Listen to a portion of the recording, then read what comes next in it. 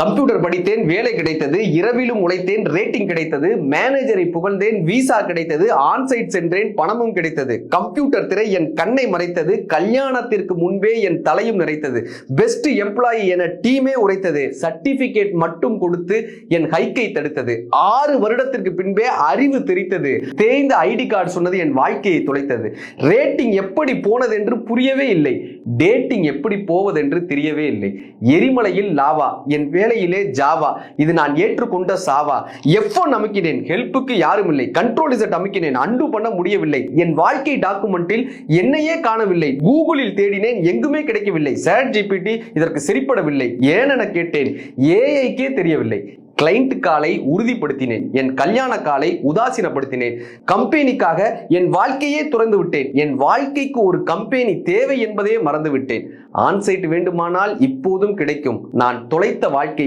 எப்போது கிடைக்கும், while loop போல ஒரே இடத்தில் சுற்றுகிறேன், எக்ஸிட் வேண்டி